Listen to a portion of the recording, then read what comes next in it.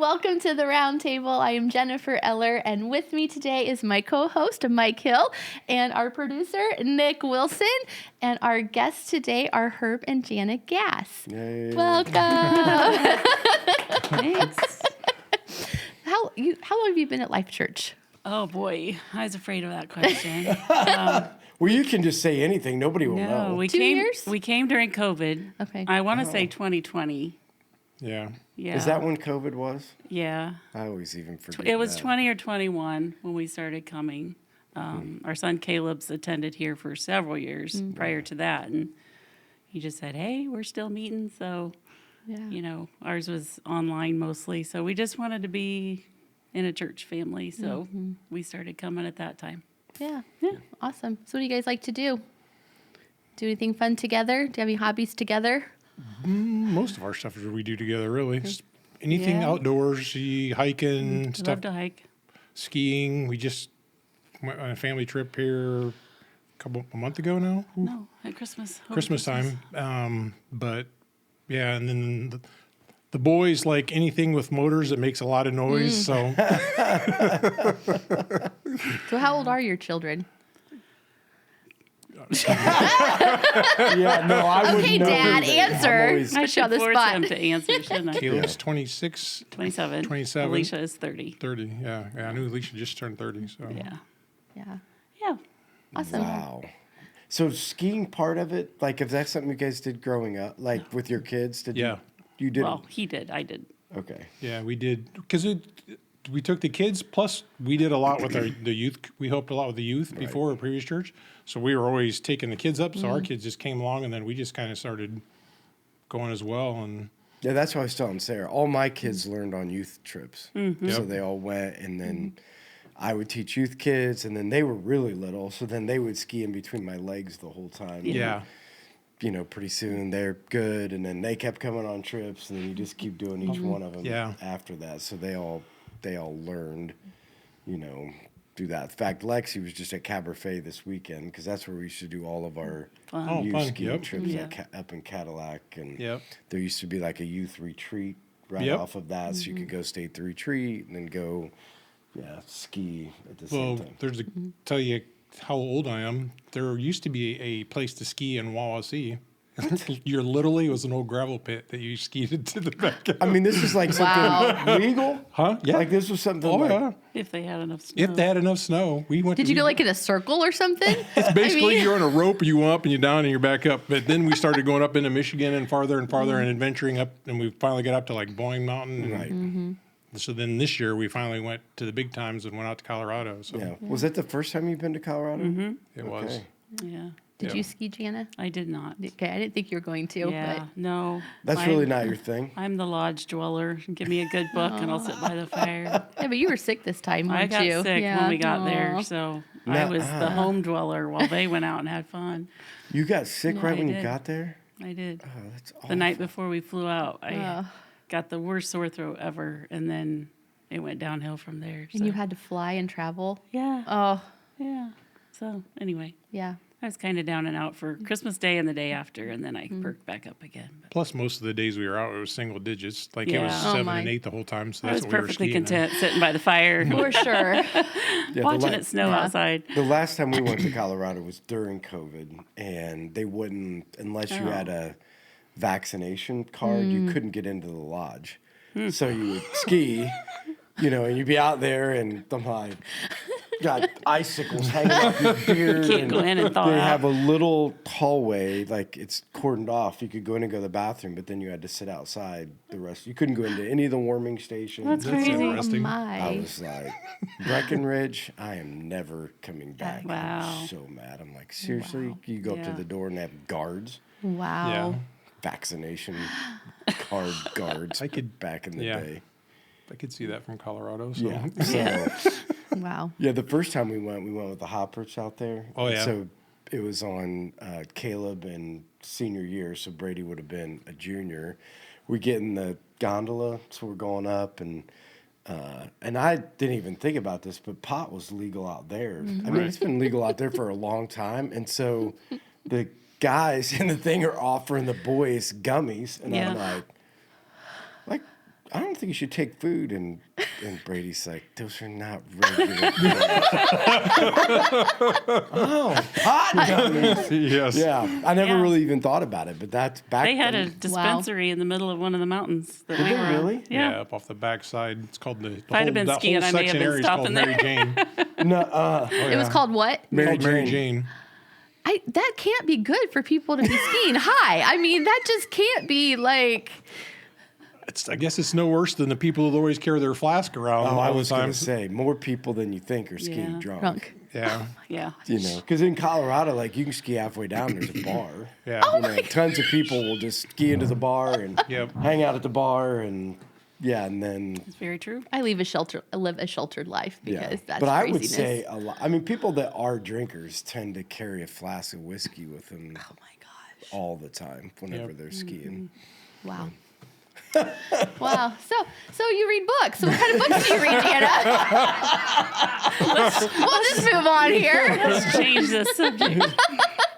Alcohol and drugs. I don't think that's what we want to be known for. So No, definitely not. Yeah. Yeah, I like to read some, but not a ton. But if I do read, I like to read true stories, like true stories of missionaries or, things that really happened. yeah. Martyr stories and things like that. Yeah. So that's what Are I you a get reader? into. I am. Okay. Yep. Alicia and I usually here lately. Alicia usually passes me her book she Yeah. has. They're So big and readers. a lot of it's either war stories or same thing. Like we just got done reading called the Alice Network. It's World War I. There was ladies that wanted to help with the war but weren't allowed to be soldiers, so they recruited them to actually be spies. And the Germans never paid any attention to them, and they turned out to be these valuable assets of the war. The Alice Wow. Network. Yep. Huh. Yep. Did Yeah, you I- ever read, like, from a missionary, the Jerusalem to Irwin Jawa, that talks about, what's that guy's name? He went over to China. Oh, I know who you're I talking about. can't remember Yeah, I his know who name. you're talking about too. I can't Yeah. think of it. It was it's a really cool book. Yeah. But Yeah. when I went over to Guatemala, the guy, we go a couple times a year, and when I was thinking about being a missionary, he's like, you need to read this book from Jerusalem to Irwin Jawa. And I'm like, what? Yeah. I mean, what kind of a weird, but it was a great book from the concept of a guy that essentially gave up everything, became a part of the culture, Right. and Yeah. started, a missionary movement over there. And I'm like, that's hardcore. Yeah. You It's know, that- when you see the people like that. We had a couple like that that came into the tribe and refused to build because the problem is too many Westerners come in and they want to build a Western house in the tribe. Right. They'll build a house, keep it simple, but said they wouldn't do that. They lived in a grass hut just like everybody else did. It got to the point to where the locals said, "No, you're not a local. You need to build a regular hut." But they had a lot of respect for them. Right. Then they did the respect that they held, and it makes a big difference on kind of breaking the ice on getting in. whether you fit and in being- or not. Yeah, whether you're part of the tribe or not. Yeah. So I always think that's interesting. The whole, that's been a big question for the past even 5 or 6 years. Like, how does a Western missionary fit into going over and immersing themselves into culture, and how helpful is it, and what does Right. it really look like? That's been a big discussion, which I'm sure we'll get into when you guys talk about your missionary journey. So we're ahead of the game. Sorry. Hey, we can talk about it now if you want to, but I think we need to back up a little Yes. bit. It's Sure. like, that is part of your story, but what did it look like prior to that? What was your journey to faith? Like, what was it like as a kid? And, did you go to church as a kid? Yeah, I grew up in a Christian home. We were always in church when the doors were open. And you're from Yeah. here, like I'm you're from here. Huntington. Yeah, I Okay. grew up in Union Church, born and raised in Union Church. Oh wow.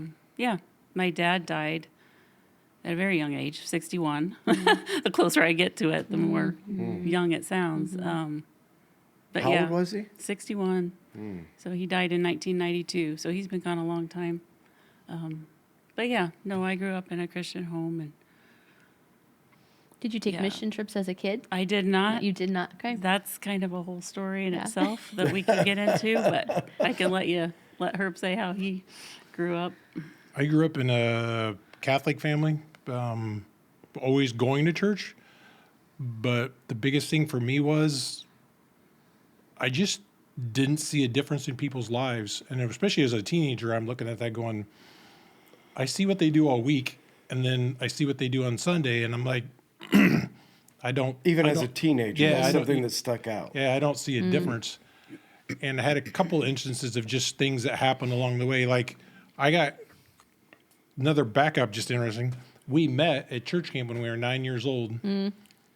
Wow, so you guys are one of them. He liked me. We saw each other once a year at church camp. He liked me every year. He followed me around, I say, like a little puppy dog. And I thought he was so gross. Like, get away from me. Get away. Well, Wait a 9 second, years you're old. You're from Huntington too, right? Wells County. I grew up in Wells County. He went to Norwell. So my aunt would invite us to church camp, and we started going to church camp.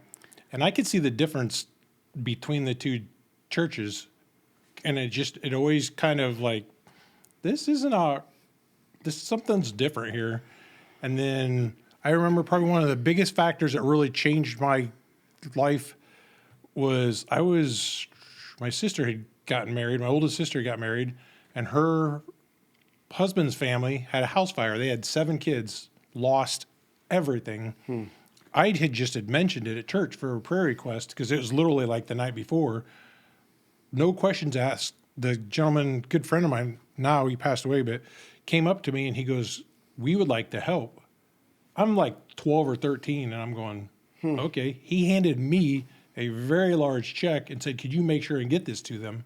Really? Oh, yeah. Wow, he must have thought you were responsible. I mean, that's pretty So impressive.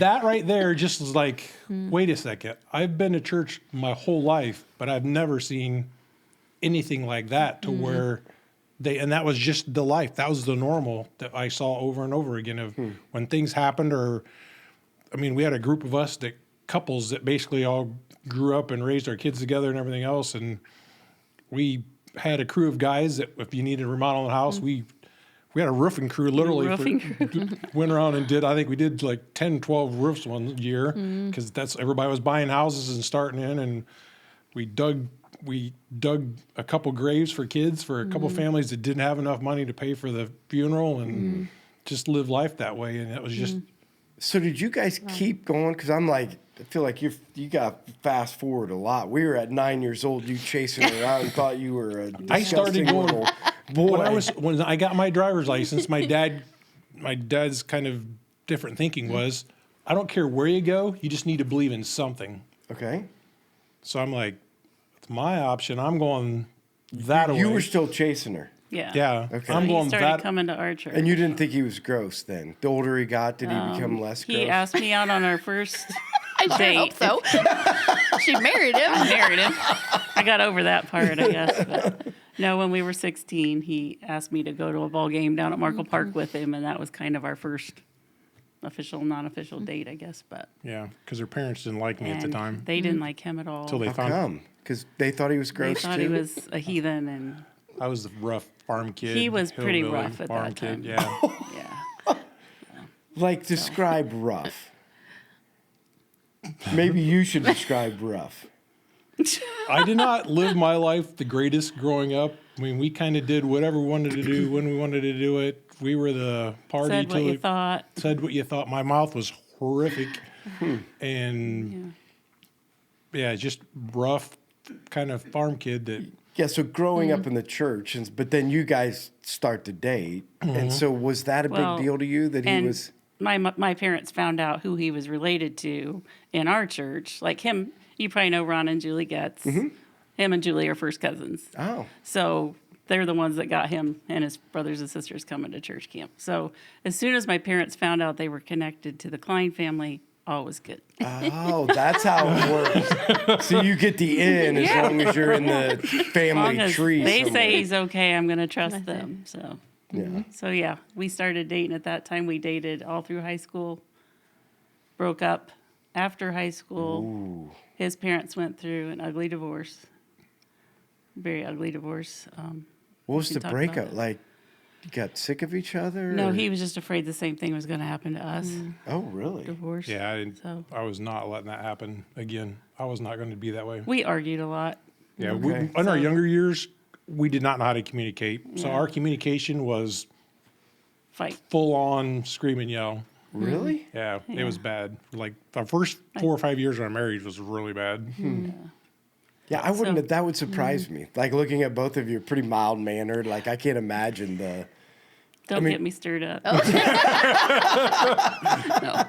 No, we did. We had a lot of anger management issues. I think, yeah, I won't go into that. Yeah, but- we'll go through. I'm curious about the. So were you like making him a better man? Was he making you a worse? Like, you know what I'm saying, right? For all these people that are out there, like Yeah. having this concept, I were don't know you how to being answer that. I mean, were you helping him navigate? Because it sounds like he grew up in church, but I mean, it didn't stick all that well No. through Right. that concept. Right. And that's what I wondered. Like, were you like, hey, I'm going to change him. Hey, I think I Kind can of. make him better. There was a lot of, that was back in the days when you had a lot of the revival services for church. Okay. We had a lot of guys that really, how do you say, meant a lot to me and really got me thinking a lot. Okay. And I was tending to be pretty emotional on some of those but I would always tend to just revert back and forth. Okay. And it really wasn't until later on, after we broke up, I went to basic training. And literally, I can remember this to this day, just like God speaking to me, laying in bed one night. They had just lights out. And on the way down to basic, we went to Indy at the reception center.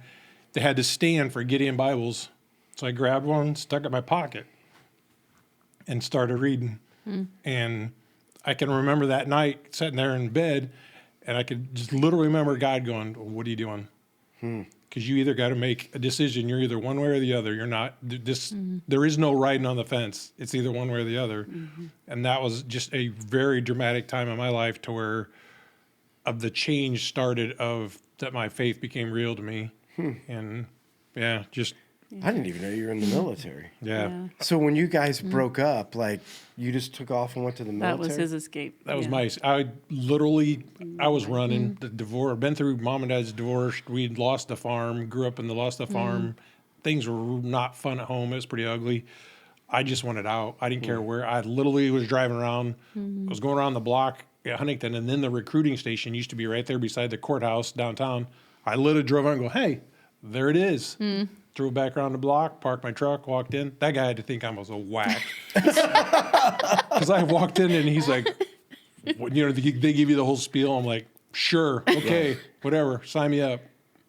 Wow. So without airing your, like, going into all of it, like, I'm always curious a kid's perspective of divorce, right? So when you say, because I get the ugliness of, like, people getting a divorce because of just everything that goes into, obviously they don't like each other, and obviously you're trying to figure out how to separate assets. But I always wonder, like, what is a kid's perspective when you see your parents get divorced? Like, what was it that you were going through? What was it that you were thinking? Like, what made it ugly in enough that you're saying, I'm out? Like, It's the not so escape. much that he was a kid even. I mean, he was 18, 19 years I was a old. teenager at that time. I kind of went through it. We had just lost the farm. I never realized how much that affected me. But I literally grew up from the time I was big enough to drag a water hose to feeding and watering hogs, and that was my job. We watered hogs, and you went around, and Dad never let us play sports or anything else. So that was my life, the farm. And then he never really communicated with me. I don't know if he didn't think he needed to or what. But then when it all kind of went away, when all went under, I was mad. I put all those years into that and all that time into it. And then in the meantime, I don't think he knew how to deal with it now that I look back. And Satan provided him with his out was another lady. So he got remarried, and he wasn't very good at his dates. And we kind of caught him talking one day that she was around before the divorce ever happened. Because he's literally telling us a story one time, and we're like, wait a second, you guys went on a trip and you aren't divorced yet. You're still together. And from that point on, I was just a very, very mad. Yeah. So to bring this back full circle, he was just an angry, mad. Yeah. I'm not going to say I was a strong Christian. My faith wasn't where it should have been by any means, but just seeing the ugliness that he was portraying is what caused our arguments. Yeah. Yeah. Yeah, I just And think that's so, again, I'm always curious the hurt. Like, you know that, like, obviously they can't get along and they move apart, but just the ongoing, how it affects Yeah, kids. And because then it becomes well, we got Christmas. I hate the holidays because awful. it was whose house are you going to? You go to mom's, you go to dad's, you go to it's just the split, and I just got to the point where I didn't want to be a part of either one of them. It was not fun. So yeah, and so you leave and take off, and so do you guys stay in contact? I mean, do you still like him? Yeah, I was heartbroken because he literally just fell off the face of the earth in my book. He just dumped left. you. Yeah, I mean it was a mutual breakup, but yeah, he went to South Carolina for basic training, and that was before cell phones, you know. So we just had zero communication. But obviously, eventually we did. because I had started writing you a letter. Yeah, because when he came back, he went through 6-8 weeks of basic training, and then another 6-8 weeks of AIT, and then came home and asked me to marry him. Oh my gosh. What? I was waiting. So there We was. hate each other, and now we're getting 4 married. years. So, no. You know, I went off to the That was a army, couple came back years in 4 between years the whole later. thing. It was a couple You years. asked me when you were home from Right, but we'd AIT. been broke up for a couple Oh, years right. before that. Right. Oh, before the Yeah. taking off part. Yeah. You're right. Because Yeah, we had that's a long started time talking. ago. I'm Because we having had to started strain my talking brain hit and remember. miss. Then just as we ran into each other and stuff, but But it was when he wasn't came like- back from the military that we Yeah. got engaged. So, yeah, you're right. Sorry. Oh no, I still like Timeline of things gets you away guys from you. were high school, middle school, 9-year-old elementary sweethearts, right? Like, and then you get to the place where it gets rocky and you break up, and I just wonder how in the world did you ever come back together? Like that's the We part that I'm trying to. We just knew it was still meant to tried be. talking. Yeah. We still, and that was the thing, kind of the time just from growing up, because that was back when you just wrote letters to each other. Well, she Do you was. still have any of them? Yes. I Do you have Gotta any go of your now. old Dukes love of Hazzard letters? is on. That's what he. You don't have any? I may have one that he wrote me. Yeah. Yeah, that's the way he no. signed one My of my kids letters. found love letters, and they were like, not only were they gushy, they're like, Dad, you were saying this to Mom in high school? And I'm like, don't read this. Was it X-rated or something? There's probably a few of them that were. Gosh. That I never Oh. claimed to be above board. So, Yeah. no, Yeah. some of them probably were. Young boy hormones. Yeah, right. So I'm pretty sure some of that came out. Nick, did you ever live in the letter days, or were you like phone people? I'm not that young. Okay, so you actually wrote Yeah, you wrote some letters. I wrote some letters. Okay. Yeah. Anyway, sorry. So you guys didn't like go off, find other people, come back, We dated. Yeah, we we both both dated dated other other people people. for a while. but you just like knew it was to be. Yeah. That's amazing. Sorry, Jennifer, I kind of just derailed that whole process. but Keep going. I'm just completely Just interested keep on in going. the whole fact You're of good. how Keep that on works. going. Yeah, so when you guys choose to get married, right? So you come back, you choose to get married when you're in the military? But I went in the reserves. Okay. He signed me up for reserves, so I was only gone on weekends and stuff. Okay. I never went So in you full go to time. basic and then you do the whole Weekend weekend warrior thing. thing, Yeah. yeah. So you guys come back, you get married, right? So Get engaged. Yeah. yeah. So talk to me about, because not that you have to go into great detail. But I always think it's good to talk through some of the struggles. That way, like people can know and understand what that looks like. So you said the first part of your marriage was a struggle. Like, can you talk about like what some of the struggles were and then how you got out of them? Because I would say there are a lot of couples in the first couple years of their marriage that, yeah, I mean that everybody thinks that's going to be the easiest time. I think the No, first it's part of hard. it was the hardest. It's very hard. Did you when you were married? No. No, because we moved to Purdue, so we were away from family for 3 years. So it was just him and I. So Yeah. we think that was one of the best parts because we didn't have people speaking into our lives. They couldn't come over whenever they wanted to. They couldn't, and so Yeah, we I think that were helped. away. So Yeah. yeah, that helped. Yeah, so can you talk about what were some of you guys' struggles and then how did you work through them? And at that time, were you guys back in the church? Like, were you? Yeah, we never left the church. We kept going, and it just, I think, probably one of the biggest ones was how to communicate correctly. Okay. We just kind of did our things, but never. And then another one that it sounds stupid once you've kind of been there, but I can remember Steve and Twyla Lee at one of their marriage seminars going, how to fight fair. And just working through that and what that looks like. Because early on, I can remember her and I having this discussion thinking, well, nobody else's marriage is like this. Why are we the only one that is having all these problems? Everybody and else has a perfect marriage. perfect marriage and can't figure it out. And it just seemed like it just was this big, you never resolved anything. So it was from one thing to the next. Yeah. You went a few days, everything was honky-dory, but then by the time you come back to the next time and emotions got high again, you just started over from Drug the everything previous from one the and drug it past. all. Yeah, square one. You never learned how to resolve it. Right. And it wasn't until we went to counseling Oh yeah, we had to go to counseling. because Howard, I talked to Howard Cherry at that time. He's a huge mentor in my life. Well, wait a second, because I think that's a big deal. Like, I think there are tons of marriages that need counseling, you know. Oh, yeah, And a lot of people won't admit it. And, yeah. Like, they only come at the end where it's like, can you either do a miracle or tell me it's legal to get divorced? Correct. Right? Like, that's usually when I get involved with people, it's usually clear at the end. Not, okay, we're struggling, we got issues, we need to, like, what brought you, how did you get to the place where, I'm going to say humbled yourself, because I still say that's a lot of reason people won't do it, because you admit, if you're going to counseling, then everybody knows. yeah. Right. You know what I mean? Like, hey, they're in counseling. And it's breaking that stigma that sometimes it's so hard for, especially young men, you got your ego. To admit we're all screwed up, we're all messed up. Yeah. And then to get to the point that I can't do this myself. I need somebody else to come alongside and look at this and go, well, most of the time it's pretty obvious, but to go, here it is. So did somebody help you recognize that, or you just come to that on your own? I started talking with Pastor Howard at the time. This is the pastor at Union. Yeah. Okay. And then he recommended us go to, what was his name? He just passed away a few years. Anyway, we went to a counselor, and that was the best thing we ever did. Should have done it a couple years sooner and saved ourselves a whole lot of misery along the way. And he helped. You don't understand. I didn't understand how much baggage we carry.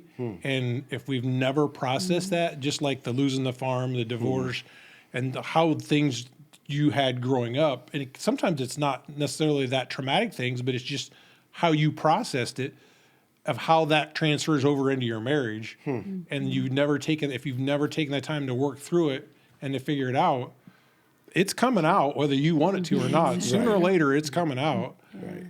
But it's just getting that help for sometimes somebody to come alongside and go, listen, knucklehead, do you really love this lady? Because here's your responsibility. God lays it out pretty clear. Right.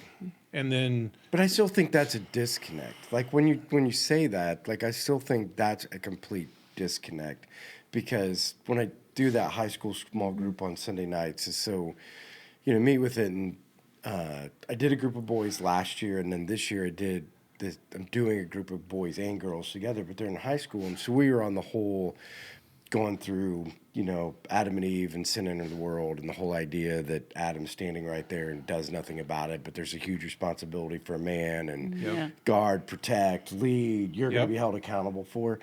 Now, there's probably 8 guys in this small group, and not one of them, like, their response was, I've never even heard that before.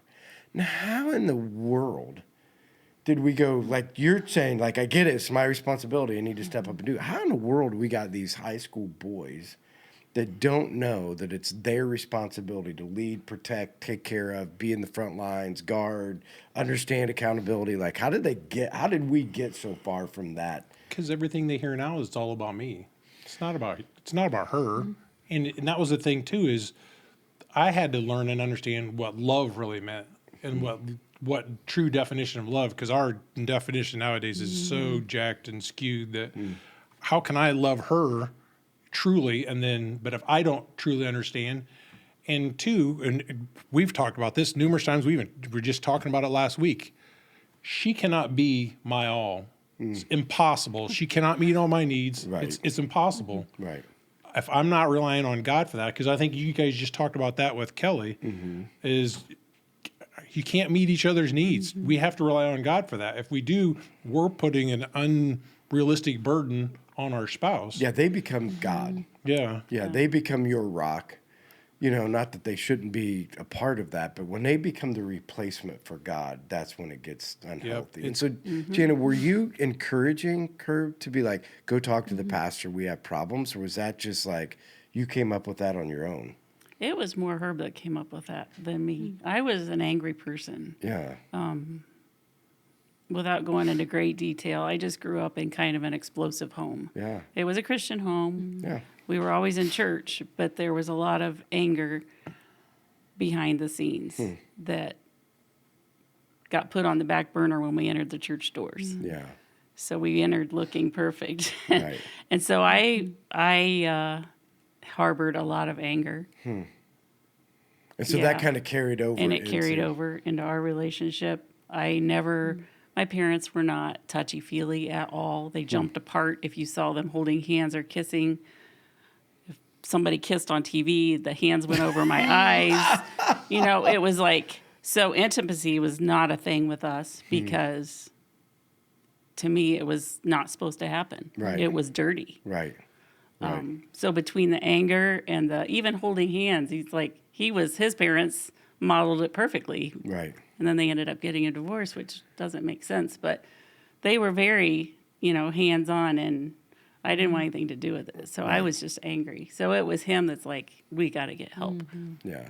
So. Yeah. Well, I just commend you because that's just not usually the case. It's usually the wife saying, listen, you either get something or I'm out. I'm going to say I know we needed it. Sure. I didn't fight it. Right. But he's the one that brought it to the table. I think it's just my determination from the time we got married is I'm not doing what I watched happen to somebody else. I'm not going through the divorce thing.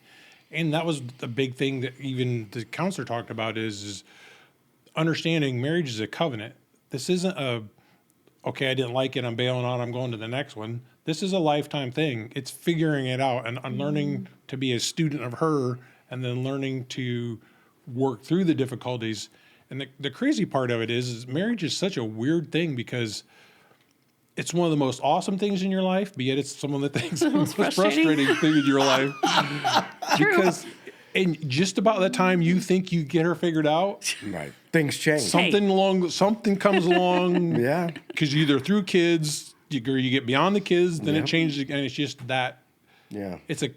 And I'm convinced God made it that way so that we see who we really are and understand that I'm not such a great guy as much as I think I am sometimes. Yeah. No, I think that's the wisdom for the people that are listening and watching. I mean, the wisdom of and seeing this is the way it's supposed to work. Because I'm convinced every single marriage gets to the point where it's on the brink at some point. I mean, they won't admit it, but I'm like, listen, if you're real, every marriage has had those moments of like, this isn't the way it's supposed to be. Yep. I'm not that happy. I mean, the levels might be different, but I think that's in because again, I think it's Satan's plan to destroy the family, and I think he uses those tools. And I think there's great wisdom, one in saying, listen, you shouldn't have to wait on your wife to tell you I'm leaving before we go get help. Right? Like you shouldn't have to do that.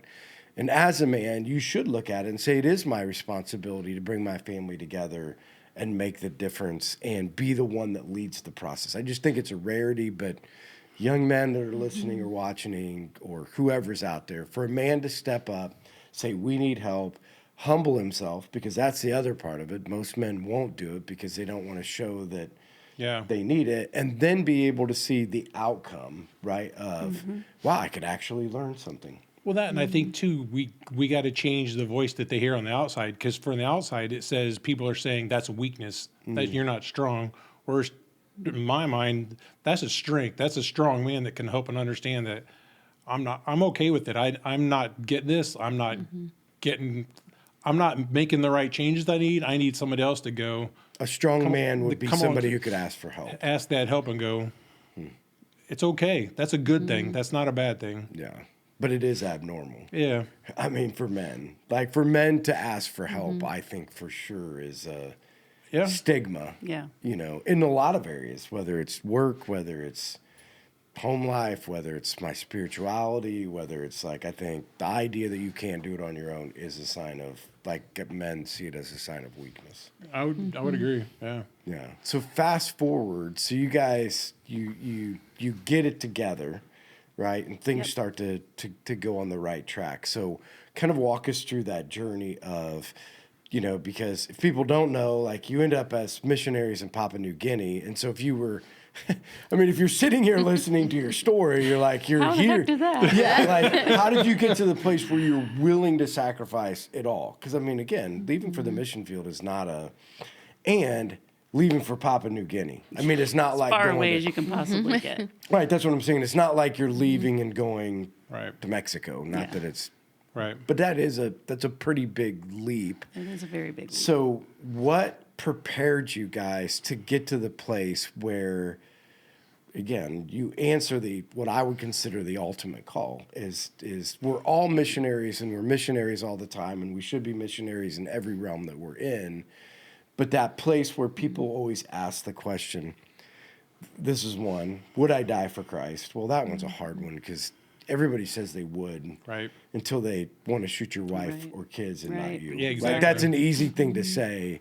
We all want to say that it would be okay for them to murder our whole family and we'd all die for Christ. But the other one always is the same. And we had this discussion last night at men's group is that, like, God doesn't call you to have to be a pauper and have nothing, you know, where when you do have something and he asks you to give it all up, you know, to go do something else, like, I think that's a stretch, Yeah. you know, and takes a lot, I think, a preparation process. I don't think you just, like, hey, be a Christian and just give it all up. So can you talk about how God prepared your hearts or got you to that place where, not that it was an easy decision, but a decision that you said yes to? Well, yeah. God worked on his heart a lot earlier than mine. Okay. I had no desire for missions Okay. whatsoever. Never even entered my mind. Had no desire. We got married in 1989. Had our kids in the 90s. In 1997, so our kids were 10, 12 years old. No, 8, 10 years old. Herb went on a mission trip with a group from the church. He wanted me to go. He begged me to go.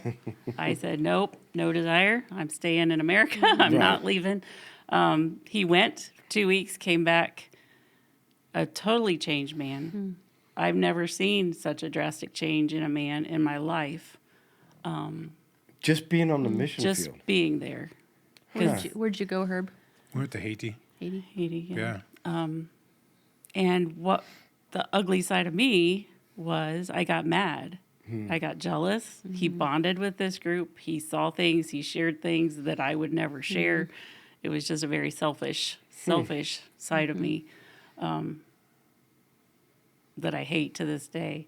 But anyway, I saw what it did to him and how much it meant to him. This was 97. Fast forward, what? I don't even know. I 5 went on a years? couple trips after the Yeah. different between that time. I'd went on a couple different trips. Yeah, Well, no, we went together. we went together because We the went to one when I came back Alaska. from Haiti, I said I saw how it affected you, and I said, okay, I'm never going on I'm another not one going to go without on a you. trip without you because I don't want that to put a wedge between our marriage. So I said, if the next one's going to go, you have to go with me. So about 2001. Yeah, our church I was on the missions board. I've always been an adventurer by heart. I love traveling. I love seeing different places. I signed up. I tried talking to my dad into give me a year to go with YWAM when I was in high school. That was no way. So I've always had that heart to just see and do. And well, then once I went, and so I was involved in missions in our church. And every time I kept hearing, we need blue collar workers on the field because to be able to do things, fix things, a lot of the missionaries. Alaska, though. Oh, yeah. our church started supporting a gentleman up in Alaska. Homer, Alaska. Yeah, Homer, Alaska. Super, super neat couple. He compares him to the old circuit preacher, only his horse is an airplane, and he ministers to the people down in the Aleutian Islands. So they had wanted somebody to go down and visit with him, just get to know him and everything else. See And their ministry firsthand. Howard comes up to me again, Pastor Cherry, and goes, I know you want to go. I go, dude, you're talking to the wrong person. I'll go tomorrow. I said, you got to talk to her. You get her to agree, I'm in. Yeah. No worries. What were you doing at the time? I was mechanic with McAllister's, Okay. field service tech for Oh, McAllister. so you've always done that. Yeah. Oh, okay. So Sorry, that was an interruption. No, I was that's just all right. thinking, how do you get away? Like, Yeah. because that is a struggle for some people today. Of Yeah, having absolutely. the ability to say, even if I was excited about Yeah. doing Yeah. work for God, like I can't get off. Or When get I was a away. hairstylist and I was She owned her own business, business, so so- I could do whatever. Yeah. So anyway, I agreed to go. she agreed to go. Her and I and the youth pastor went up and visited him. And then I Homer, Alaska is one thing. That's a different part of America that most people don't understand is that's America, but that's a different world. Oh, yeah. put the Aleutian And then Islands. we flew down for 3 hours south, straight down into the Aleutian Islands, and then the visited Bering there for a Sea. few days and went down another two hours and then hung a hard right out into the Bering Sea and went to another little island called the Nelson Lagoon. It's a fishing island. 12 families on the island, barely big enough for a runway and 12 houses, and it's strictly a fishing place for all the people to fish. God really worked on her heart there to see that this is still America, because the house we stayed in was rough. I Yeah. mean, real rough.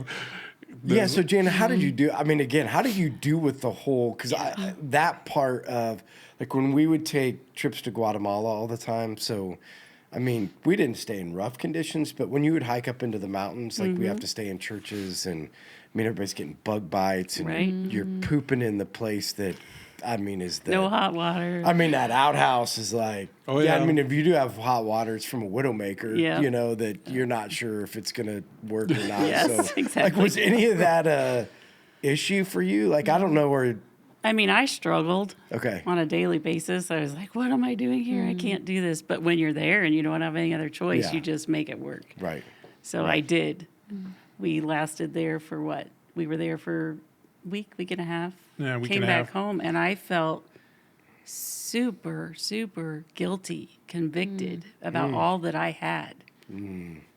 It's like I went into my house and I just cried. Yeah. It's like, this is crazy. I just lived for 2 weeks without any of this. Right. Why do I have all this?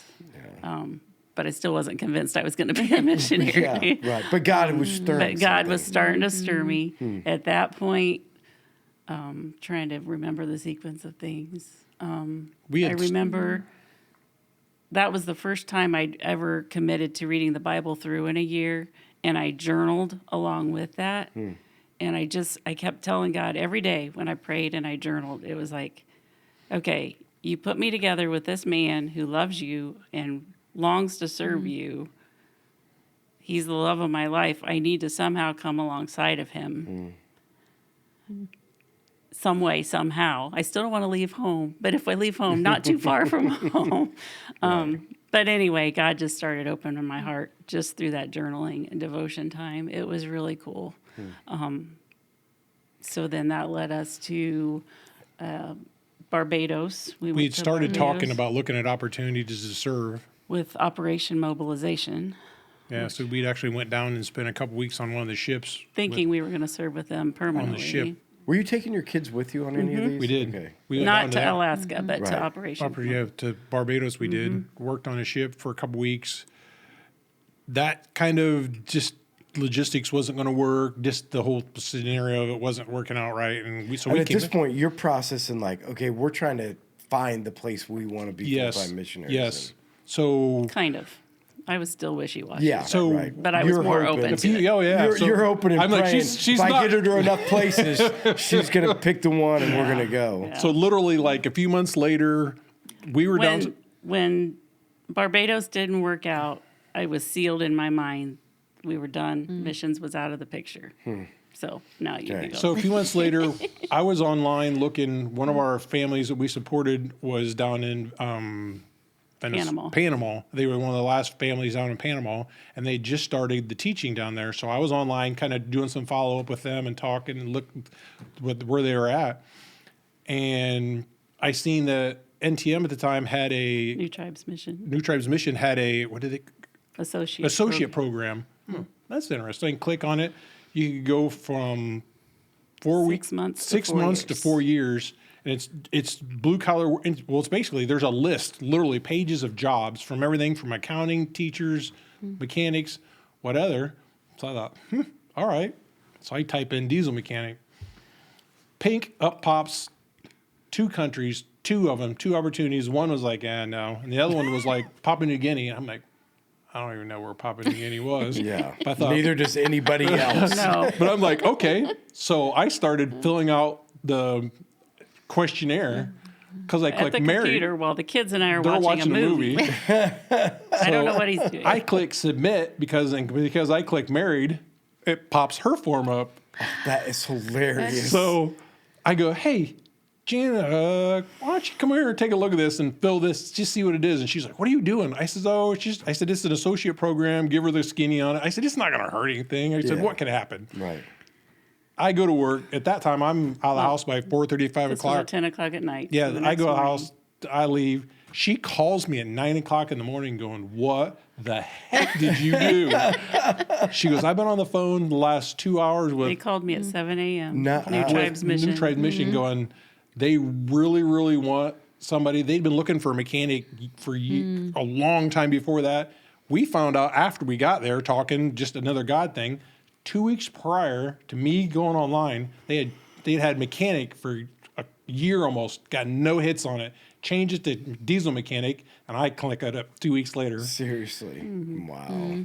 So long story short, they called us and they're like, well, this is March, 1st of March. 1st of March. They go, Can think you you can be here by June? I'm like, Wow.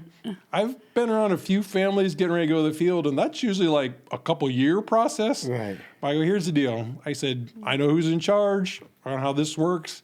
I said, you start sending us paperwork, because there is a ton of paperwork to fill out Just before applications. all the application process and everything else. We were accepted in May And on the field in and September. on the field in September. How did the kids take it?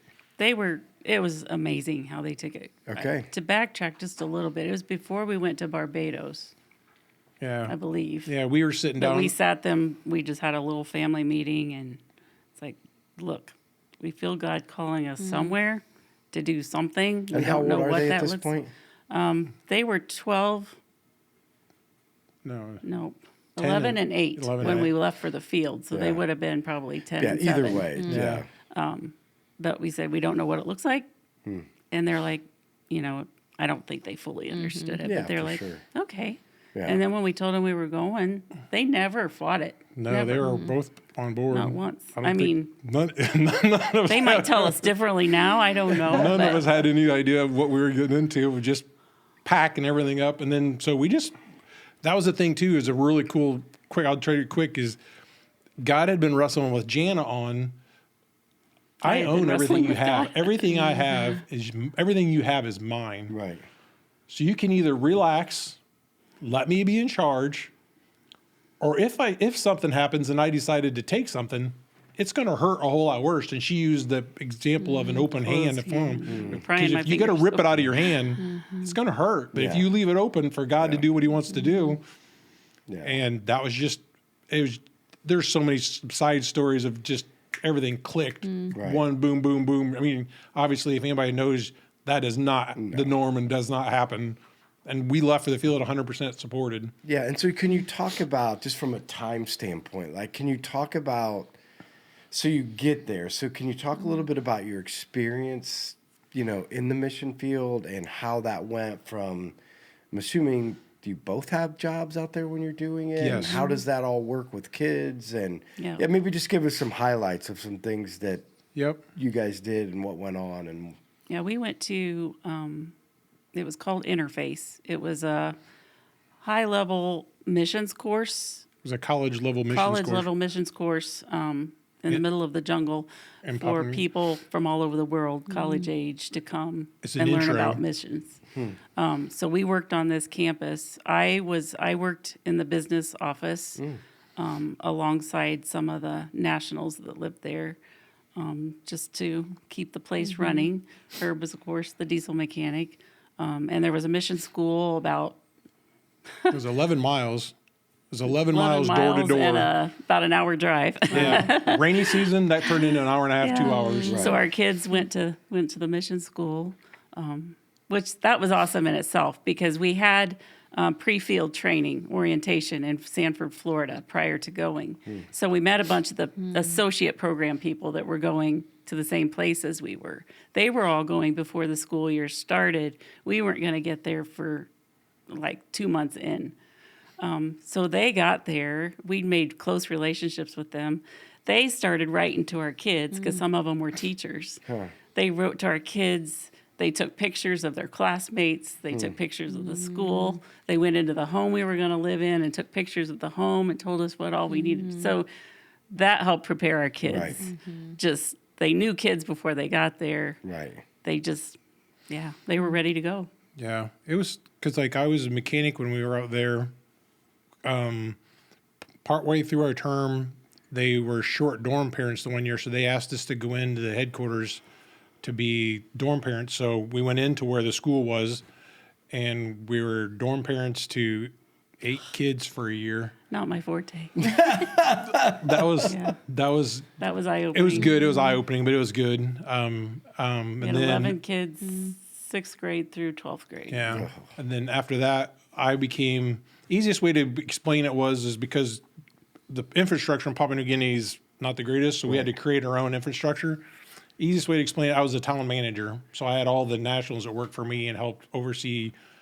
And if once you become any sort of mechanic, anything mechanic, that can be anything from phone systems to washing machines to you name it, you're it. And there's a few times, like we had, like the gensets, the engine part, I'm good. Electrical, no. Right. But we had literally teams coming over and we shucked a rod through the side of the block on a generator. Had to redo a bunch of stuff. And me and God had some serious, intense fellowship over what the heck is this all about? I mean, it was greatest time, but there were some times to where you're like, God, if there's an airplane tomorrow, I would be out of here so fast. But it was one of the greatest gifts we were ever given. Yeah. So can you talk about, like, over there, what did God do in your heart? Like, I know you did a bunch of things, but what was it over there? Because I want to, like, talk about that and then talk about the adjustment of having to come back. Because I think that is That was hard. That is extremely hard. in my opinion, that's a huge struggle. Oh, yeah. When you're out there serving in a place and then you come back to this, it's a big shift. So maybe some things that in the mission field that you felt like God did, not specific things, but maybe for you personally. Yeah. You got anything? I would say the biggest in my life verse I've always kind of held on to is Proverbs 3, 4, 5, and 6. That like just totally come to life for me there of just you have to trust in God.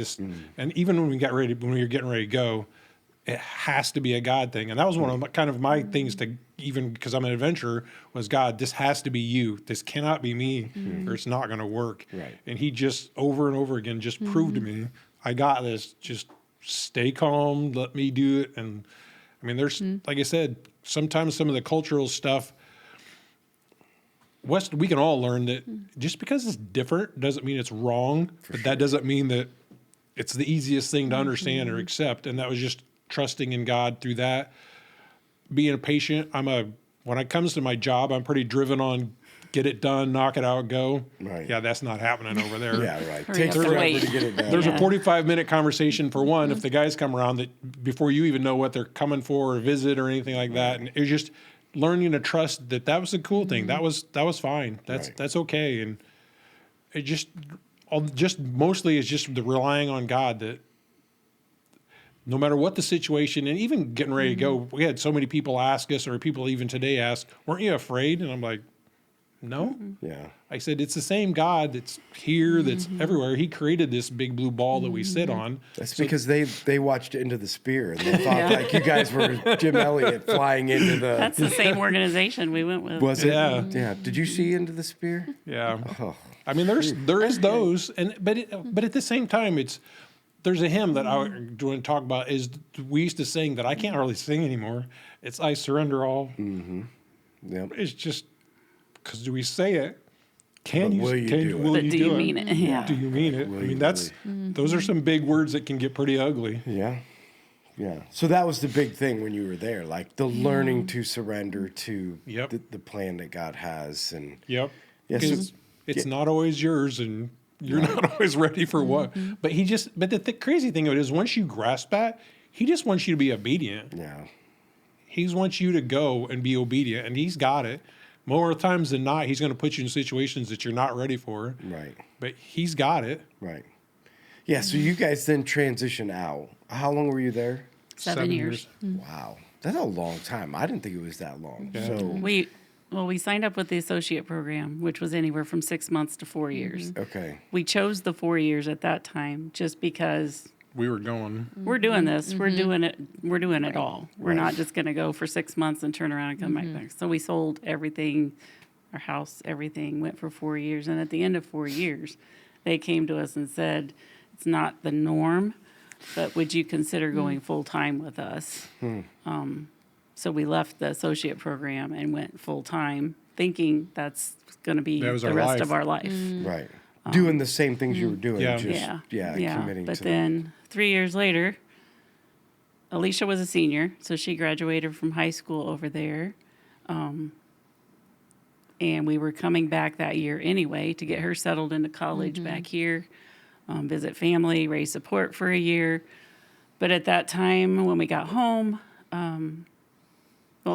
during that year period, the recession took place. It was just, our support dropped quite significantly.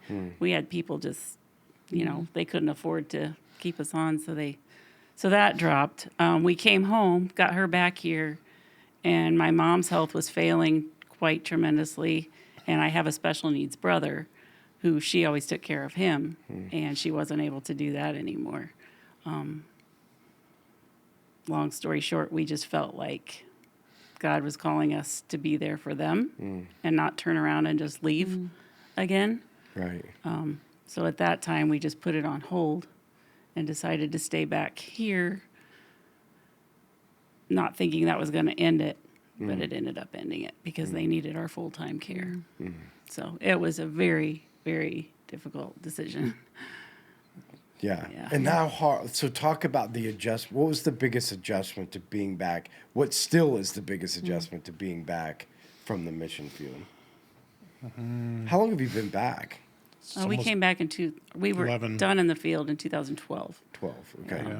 Yeah, so it's been a good many years now. But. It's just, I don't know. It was sometimes the narrow-mindedness of people of not being willing to Step outside of their step box. outside the box or even accept other people just because people are different than you. That, like I said, different is not bad. Just because people do. I mean, we see the immigrants coming over, the Burmese and all the different things, the different people groups that come into the United States. I'm not going to the political side of it, but yeah, they're people. We as believers are still called to love unconditionally and do what we can. They're people. And I feel like people won't even give them a chance because they're different and they do things different. And that's always a really hard thing.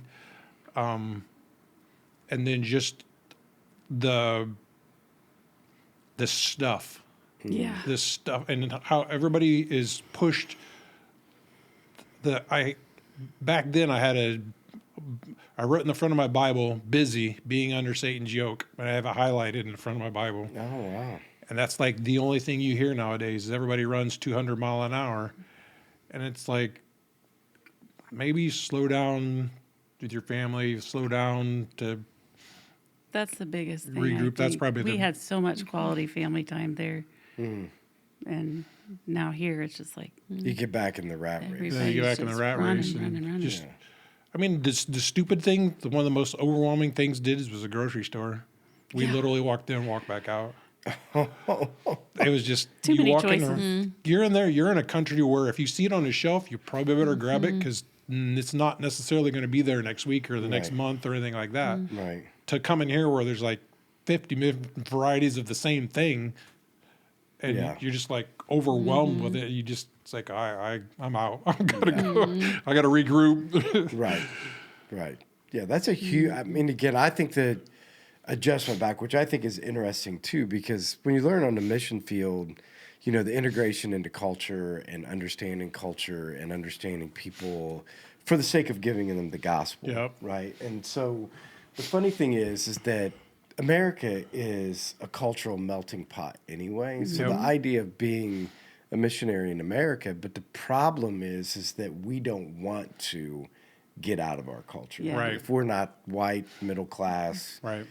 you know what I mean, fits Very your true. social, economic, demographic, what, even to the point of what you like, the things that you like. We struggle to expand our borders out to understand the culture of other people, just for the idea of giving them Jesus. And we wonder why the churches don't grow. Right. Right. Yeah. It's should have been a clue when we were going through our pre-training thing that like they spent like 2 weeks on conflict resolution, but I just some reason that never like engaged in my head till you get to the field and you're like, holy smokes, we're all believers, we're all Christians, Right. But there's still but conflict. there's so much difference in just West Coast, East Coast in the U.S. Then you add in England, China, Right. all the different countries, and then you divide it. Then you actually get to the people that you came to in the other culture, Right. on whatever country you're in. It's like, whoo, Yeah. alrighty. Yeah. Yeah. So as we're here at the end, I think the big question that I think most people through your story are going to ask, what can I do to prepare myself to surrender? Because I think that what you just said, that concept of hard to sing it today because the words take on meaning, but the understanding as a Christian person, that's what we're called to do, is Right. to surrender, but probably the hardest thing to do, like to surrender. I surrender all, right? Like to get to the place where you're willing to, like Jana said, live with open hands, don't get in pride open all the time. That's way more difficult. If the young people that are watching, couples that are watching, people that are watching, what are some things that they can do to get their heart to a place where they're willing to surrender? Not that there's a magic pill, but just, I Right. mean, is there something like that you would recommend to them? One of the first things that come to my mind is just put others first. Don't put somebody else first. Do something not about you. It's not life's not all about you. Put them first and get out of your box to study, whether it's your spouse, whether it's your siblings, kids, even young kids. Do we really know each other? Do we take the time? And as a kid, I never did, but it's just taking the time to put other people first and understand. And then you just kind of expand that out to the people that are around you. I mean, you don't have to drive too far around Huntington. You see the homeless people and all that, and just there's opportunities. It's Sure. not about us. Get beyond yourself. Yeah. And I mean, God reminds us sometimes to die to ourselves. That's Yeah. Every day. Every day. Right. Yep. And if you have to. That's got to be a daily thing conversation between you and God. Yeah. Because otherwise, it's too easy for Satan to come in and want to pump you up. Right. Right. And for me, it was just surrendering myself to daily be diving into the Word and journaling and talking to God and listening to God. Yeah. That's not an easy thing to do. Right. And that was literally at, how old were we when we went? 38? I was 38 years old before I ever did that for the first time. And it was real. And I really felt God talking to me. So it didn't really feel like surrendering to me. Right. I just felt like, this is what we're supposed to do. We'll do it. Right. But yeah, just being open to just sit and listen. Yeah. One other thing that I did that I would recommend, it's not easy to do, especially in today's world, is mimic what Jesus did. Get away.